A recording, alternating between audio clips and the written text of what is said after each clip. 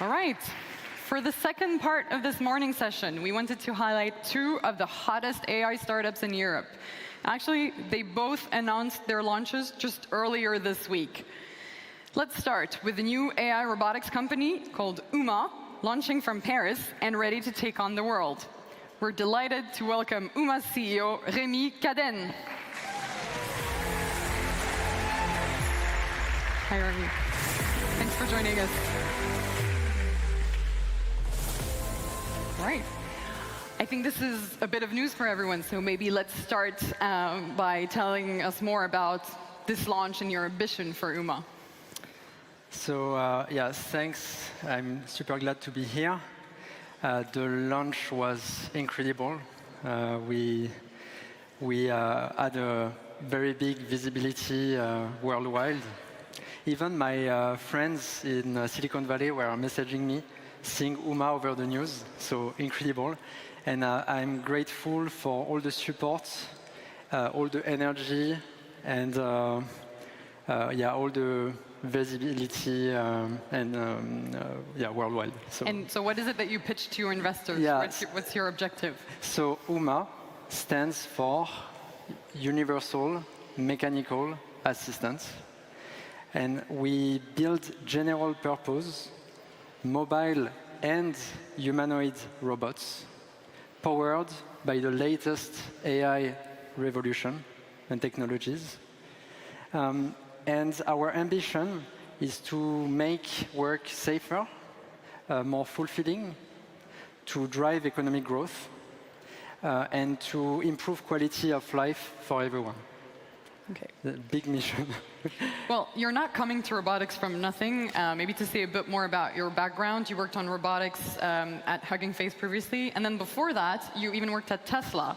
You're a part of the team developing the AI stack for Tesla's Autopilot, and then on the team developing their humanoid robot, Optimus.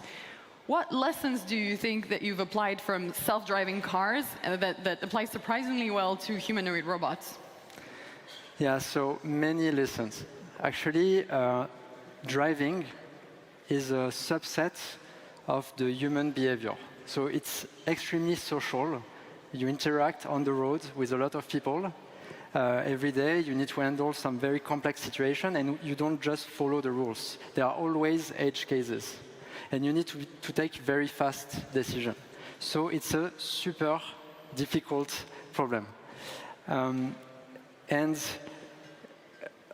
we reach a point where we develop a technology so general that it can be applied to self-driving, but also to humanoid robots, learning from people. And so it's very difficult, but now it's beginning to be possible. Like self-driving is an example. In Silicon Valley, you have self-driving cars all over. A lot of people are using it, and even the latest studies shows that it reduced mortality on the road in the US where they were deployed. So it's starting to be possible. And so what's the key to have humans and robots work together smoothly and be safe at the same time? Yeah. So the key is so first, in terms of AI, we need to learn from human data. So for self-driving, we had a lot of data available, and that's how we were able to handle the edge cases. Then you need a super robust hardware stack with very fast ability to predict and so on. For robotics, it's you also need to develop a body which is lightweight, which is safe by design, which has the sensors to handle all the complexity of the world, and you need to learn from human intent as well. So yeah. And so if you had to pick, what's the hardest challenge in general purpose robotics today? Is it dexterity, vision, human interaction, and maybe what's your team bringing to these problems? Yeah. So the most difficult challenge to me is dexterity. Okay. So we don't realize how incredible our own hands are. So we are able to be extremely dexterous, to manipulate very thin objects, to manipulate eggs, to not crush the eggs. So we need sensors. You need to, and we are also able to manipulate a diversity of objects, of grasp. So we constantly improve our way of our gesture, and we don't even need to think about it. And we need to develop the same thing for robots. And I think you have one really great expert on the team, right? Exactly. So I'm very lucky because one of my co-founders is Rob Knight, and he has been developing hands, robotics hands, all his life.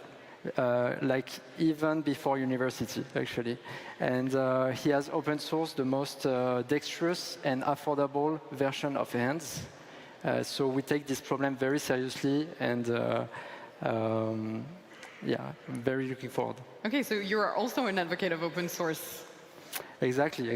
Yeah, I've been working on open source since my PhD at Sorbonne, and also recently at Hugging Face on Le Robot, which became the go-to library for robotics learning, robot learning. Okay. I think in one of the things you described to me as the way you're going to attack this, one of the things that struck me is that even though we know that a lot of robotics demos today can't really handle the messiness of real life, they're just demos, you're going to try to tackle self-improving robotic intelligence as a path to robustness. Sorry. Can you maybe elaborate a little bit on this? Yeah, so we are seeing a lot of impressive demo of a few minutes. And they are improving at a very high pace. But most importantly, we are seeing now demo videos for hours of robots automating tasks in real-world environments. Tasks such as folding clothes, making a latte, folding a box for logistic, packing. And so it's becoming possible. Okay, so with no human intervention, fully autonomously. Then we've seen a robot walking for 100 kilometers for 3 days, even switching his own battery. Okay, a humanoid robot. So this is extremely difficult, and it's becoming possible. And also self-driving cars, operating for days, fully autonomously, and millions of cars. So I'm very impressed, and it announced a shift and a revolution in automation and robotics. Okay, and your role is to work on the software side as an agnostic software, whatever their hardware, right? So we are focused on software, AI, on the brain of the robots.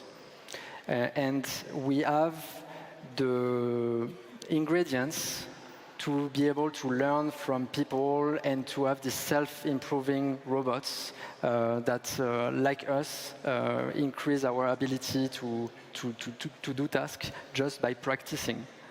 But in parallel, what's extremely important is that we also design our own hardware.